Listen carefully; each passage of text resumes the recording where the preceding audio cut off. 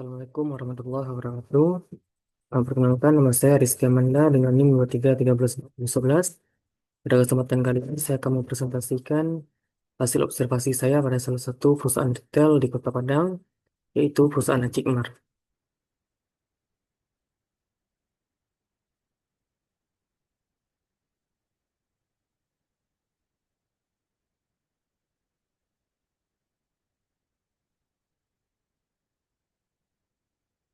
Bagian pertama yaitu pada bagian sejarah dan profil perusahaan. Acikmar adalah salah satu perusahaan retail modern yang didirikan di Kota Padang, Sumatera Barat pada tahun 2011 oleh salah satu anggota DPRD Kota Padang, yaitu Bapak Amril Amin, yang pada awal pendiriannya berkolaborasi dengan SMA Negeri 6 Kota Padang, Angkatan 88 dengan outlet pertama berada di kawasan Teluk Bayur.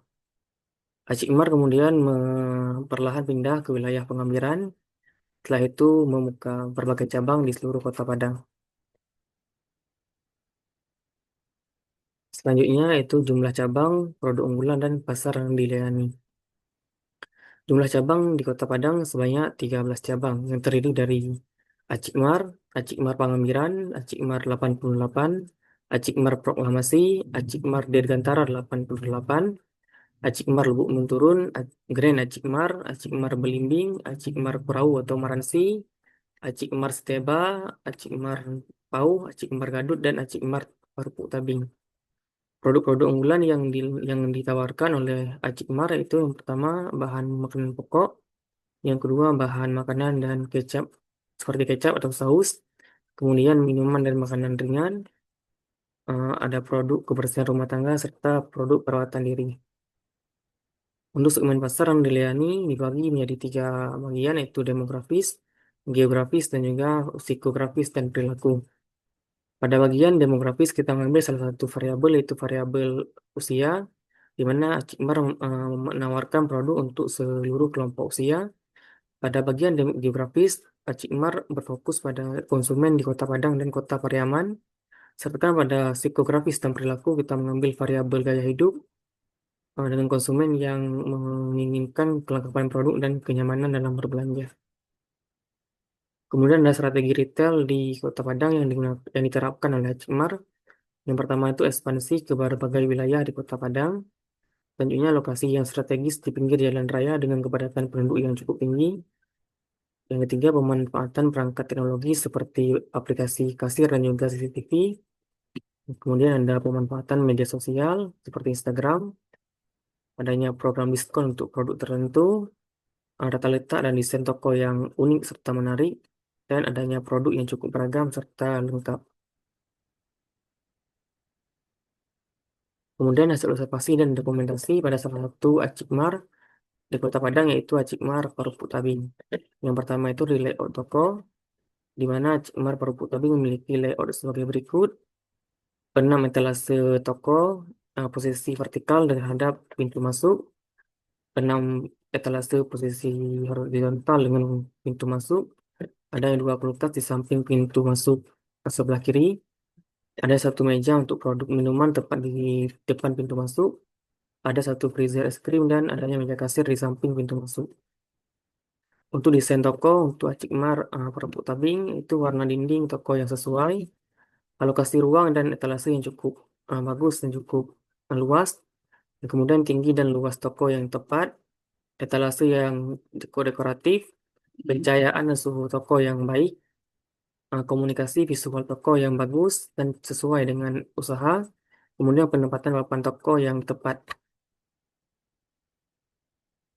Untuk penataan produk dan harga, yang pertama produk disusun berdasarkan kategori tertentu, yang kedua produk ditawarkan cukup beragam dan lengkap, kemudian produk disusun secara rapi, produk yang ditawarkan lengkap, adanya variasi ukuran produk dan kualitas produk, penataan produk mudah untuk dilihat, dicari dan dijangkau oleh konsumen, produk yang ditempatkan pada posisi yang tepat, perpaduan warna etalase yang menarik dengan produk, penataan produk yang mempertimbangkan ketinggian etalase, produk ditata sesuai dengan ukuran, tidak terlalu rapat ataupun tidak bertumpuk, penataan produk yang aman dari potensi kehilangan dan juga aman dari resiko kehancuran.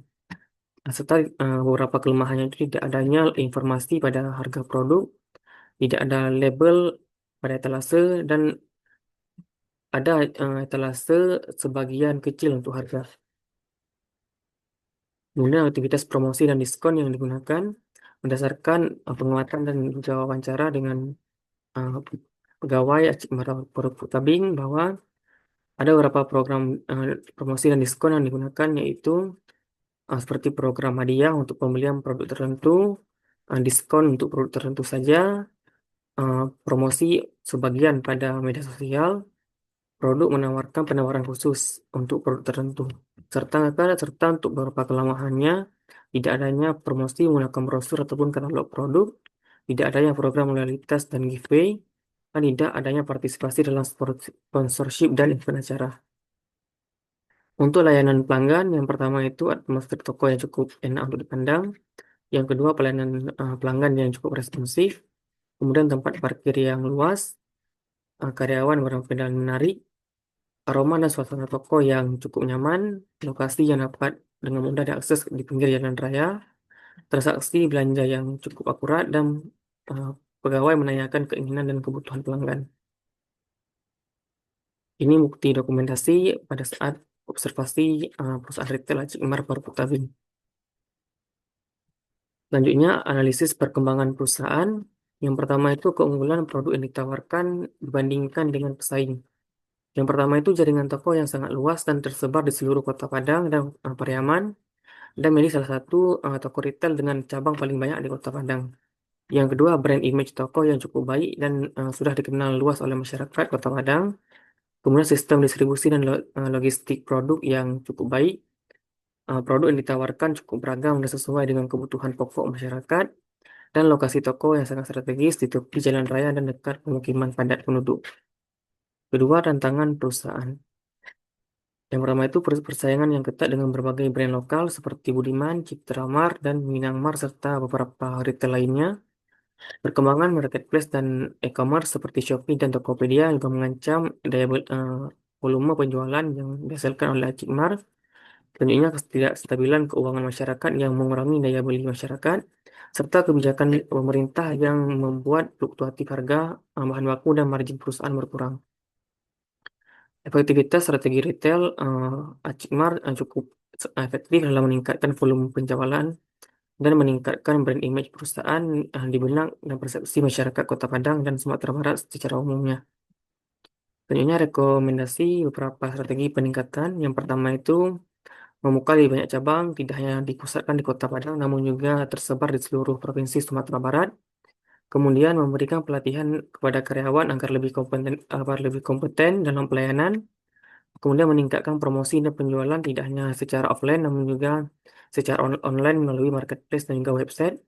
Kemudian memberikan promosi yang menarik seperti giveaway, kupon, brosur, dan katalog produk untuk memudahkan dalam pencarian produk.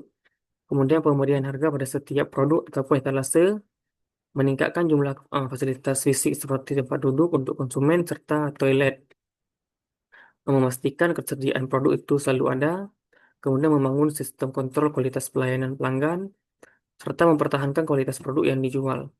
Nah, ada beberapa saran terkait dengan operasional, itu melakukan evaluasi secara berulang dan berkala untuk setiap cabang yang ada. Sekian yang dapat saya sampaikan dari hasil observasi saya pada salah satu usaha retail Acikmar, cabang Parung Kuning. Sekian, wassalamualaikum warahmatullahi wabarakatuh.